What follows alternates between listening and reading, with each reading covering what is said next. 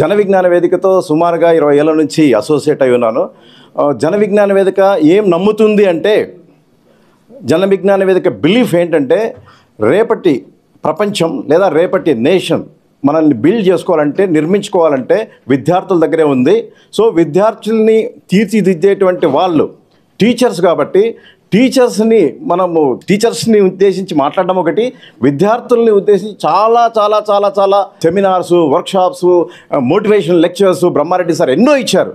అయితే అంతమందిని మనం రీచ్ కావడం చాలా కష్టమైన పని కాబట్టి, మనము టీచర్స్ కనుక రీచ్ అయినట్టయితే టీచర్స్ ఇంటర్న్ స్టూడెంట్స్ను ప్రేరేపించడం కానీ, మోటివేట్ చేయడం కానీ, జాతి నిర్మాణ కార్యక్రమాల్లో వాళ్ళని పాలు పంచుకునే విధంగా చేయడానికి అవకాశం ఉంటుందనేటువంటి ఆలోచనతో టీచర్స్ వర్క్షాప్ ఈరోజు మనం నడిపించుకుంటున్నాం.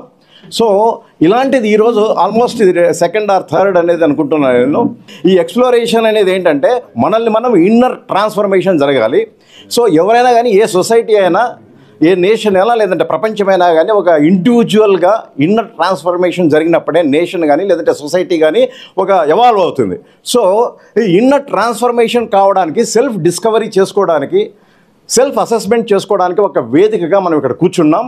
మనం ఎవాల్వ్ అయినట్టయితే డెఫినెట్గా ఈ ఇంపాక్ట్ అందరి మీద ఉంటుందనేటువంటి ఉద్దేశంతో మనం ఇక్కడ కలుస్తున్నాం. అయితే ఇక్కడ దీంతో మనం వినేసి సాయంకాలమో లేదంటే రేపో వెళ్ళిపోవడంతో కాకుండా దీన్ని కొనసాగించాలి. నెక్స్ట్ జనరేషన్ మనం ప్రేరేపించాలి అంటే, సో మనం దీన్ని ఇంకొంతమందికి ప్రేరేపించడానికి మనం వెళ్ళాలి అనుకుంటే, మోటివేట్ చేయడానికి మనం వెళ్ళాలి అనుకుంటే, ఒక టీమ్గా మనం కావడానికి ఒక ఆలోచన మనం చేస్తున్నాం.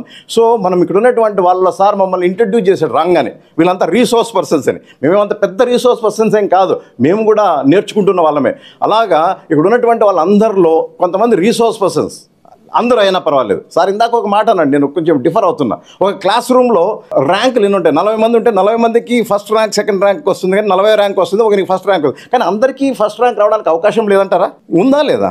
సో కొంతమంది ఇలా అంటున్నారు, కొంతమంది ఇలా అంటున్నారు. సో మనది అగ్రికల్చరల్ కంట్రీ, అన్నిటికీ అగ్రి అవుతాం. సో ఎస్ అంటే ఇలా అనాలి, నో అంటే ఇలా అనాలి, కానీ ఇలా అంటున్నాం మనం. ఇది చాలామందికి మన స్టూడెంట్స్ దగ్గర మాట్లాడేటప్పుడు కూడా స్టూడెంట్స్ కూడా అలాగే ఉంటారు, ఇలా అంటారు, చెప్పలేరు, అంటే ఎక్కడో అనుమానం. సో నేను అంటున్నాను ఏంటంటే, ఒక క్లాస్ రూమ్లో ఒక 10th క్లాస్ స్టూడెంట్స్ 600 మార్కులకు మనము పరీక్ష పెట్టినారంటే, 600కి 600 మార్కులు అందరూ తెచ్చుకున్నారనుకోండి, హూ ఈజ్ నెంబర్ 1?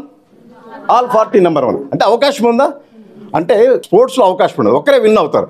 అయితే స్పోర్ట్స్లో కూడా అవకాశం ఉంది. విన్ అయ్యేవాడు హూ ఈజ్ ద విన్నర్ అని అడుగుతాం, కాదు హ్యావ్ ఎంజాయ్డ్ ది గేమ్ అని అడిగినప్పుడు, ఎంజాయ్మెంట్ అనేది గేమ్లో ఎంజాయ్ చేసినప్పుడు అందరూ విన్నర్సే. సో ఇలాగా అందరినీ విన్నర్స్ చేసేటువంటి ఒక అబండెంట్ సొసైటీని మనం నిర్మించాలని కోరుతూ, మీరందరూ కూడా ఈరోజు రేపు అటెంటివ్గా, చాలా గ్రాస్పింగ్గా మనం ఇక్కడ కనుక ఉన్నాము అంటే, డెఫినెట్గా మనం ఏదో ఒక చేంజ్ అనేది, ఒక ఇంపాక్ట్ అనేది ఈ ప్రపంచంలో మనం చూపించబోతున్నాం. అనదర్ 5, 6, 10 ఇయర్స్లో, ఒక డికేడ్ మనం అనుకుంటే, ఆ డికేడ్లో టోటల్గా ట్రాన్స్ఫర్మేషన్ సొసైటీలో రావాలి. అటువంటి ఆలోచన మనము పెట్టుకొని మనం స్టార్ట్ చేద్దాం.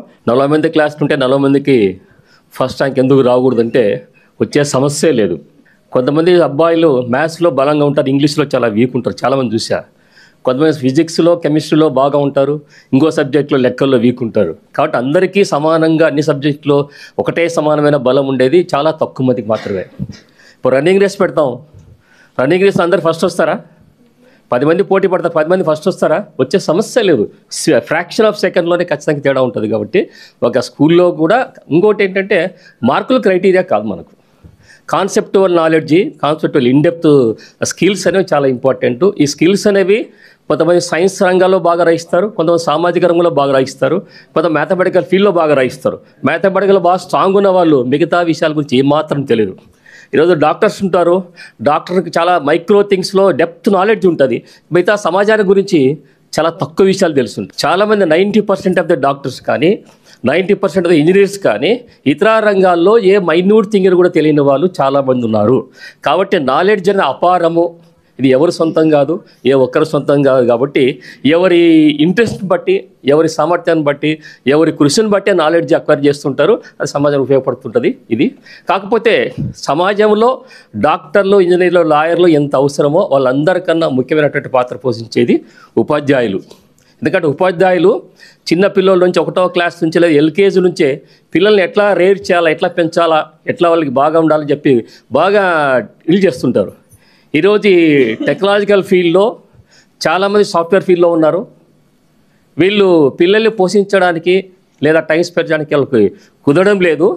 చిన్నప్పుడే ఇంకా ఫస్ట్ క్లాస్ ఎల్కేజీ కంటే ముందే ప్లే స్కూల్కి పంపించేస్తున్నారు. ప్లే స్కూల్కి పంపించిన తర్వాత అక్కడ టీచర్లు ఎంతో ప్రేమతో ఆప్యాయంగా పిల్లలు చూసుకోవడం వల్ల వాళ్ళ ఇంటిని మర్చిపోతున్నారు.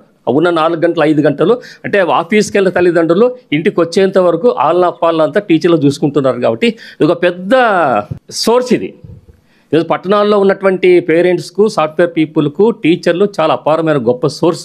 టీచర్లు అనే వాళ్ళు ఒక primary school, high school, college, university స్థాయి కాదు, ఒక స్థాయి నుంచి ఒక స్థాయి వరకు అందరూ కూడా గొప్ప వాళ్ళే. కాబట్టి మీ పాత్ర చాలా కీలకమైంది. మీరు ఎన్ని రంగాలకు సంబంధించి మీరు నాలెడ్జ్ అక్వైర్ చేసుకుంటారో అంతగా మీరు సొసైటీకి ఉపయోగపడతారు, అంతగా సొసైటీని మార్చవచ్చు. సో సొసైటీని మార్చడంలో చాలా కీలక పాత్ర పోషించేది టీచర్లు. కాబట్టి మీ వృత్తి ధర్మాన్ని క్రమబద్ధంగా నిర్వహిస్తూ అపారమైన జ్ఞానాన్ని తీసుకుంటూ పిల్లలకు ఏ విధంగా ఉపయోగపడుతుందో ఆ విధంగా ఉపయోగపడుతూ పోతే సమాజం ఖచ్చితంగా మార్పు వస్తుంది. జన విజ్ఞానం కోరుకున్న కొత్త సమాజం, మంచి సమాజం మార్పు కోసం ఖచ్చితంగా జరుగుతుంది. కాబట్టి ఆ విధంగా టీచర్లు ప్రయత్నం చేస్తారని, మీకు ఎలవేళ జన విజ్ఞానికి తోడుగా ఉంటుందని, మాకు కూడా మీరు తోడుగా ఉండాలని కోరుకుంటూ 40 మంది పిల్లలు ఉంటే 40 మందికి ఒకటో మార్కు వస్తుందా? రాకపోయినా ఇబ్బంది ఏం లేదు. ఎందుకంటే 40 మందికి 40 రకాల టాలెంట్స్ ఉంటాయి. మీరు ఆ విద్యార్థులు లేదా ఆ పిల్లల యొక్క టాలెంట్స్ని వెలికి తీస్తే చాలు. అందరికి ఒకటో ర్యాంక్ రానక్కర్లా, ఎవడికి వాడే ఒకటో ర్యాంకరే. టాలెంట్ బయటకు వస్తే ఒకటో ర్యాంకర్ అవుతారు. అట్లా మనం అర్థం చేసుకుందాం దాన్ని. లేదంటే అందరికి ఒకటో ర్యాంకే 600కి 600 అని జనాన్ని తరిమితే మొత్తం నాశనం అవుతారు. 600కి 600 రావాలంటే ఇప్పుడు తరుముతున్నారు కదా తల్లిదండ్రులు, ఆ తరుముడు పనికిరాదు. ఆ బిడ్డల్లో ఉన్న స్వతసిద్ధంగా ఉన్న అద్భుతమైన టాలెంట్ దాన్ని బయటకు తీస్తే చాలు టీచర్. మరి అది చేయగలిగితే అందరూ నెంబర్ 1 అవుతారు. ఎవడి స్టైల్లో వాడు నెంబర్ 1 అవుతారు. అట్లా ఎవరే స్టైల్లో నెంబర్ 1 కావడానికి మనం సహాయపడాలి. అది కానీ చేస్తే మనకి ఆ సమస్య పోతుంది. అందరూ ఆ 600 దగ్గరికే పరిగెత్తాలంటే చాలా చిక్కులు వస్తాయి. ఎందుకంటే తిరుపతి దగ్గర గేట్ తెరిస్తే అందరూ ఒకేసారి బయటికి పోవాలనుకుంటే ఏమైంది? 6 చచ్చిపోయారు. గోదావరి పుష్కరాల్లో అందరూ ఒకేసారి దూకాలనుకుంటే ఏమైంది? 29 మంది మరణించారు. అందరూ ఒకేసారి ఒకే పనికి అసలు ఈ ప్రకృతికి విరుద్ధం. ప్రతి ఒక్కరికి వాళ్ళ టాలెంట్స్ ఉంటాయి. వాటిలో నెంబర్ 1 కావాలని చెప్పి మీరు టార్గెట్స్ పెట్టండి, అవుతారు. అట్లా మనం నెంబర్ 1 ఆ విధంగా చూద్దామని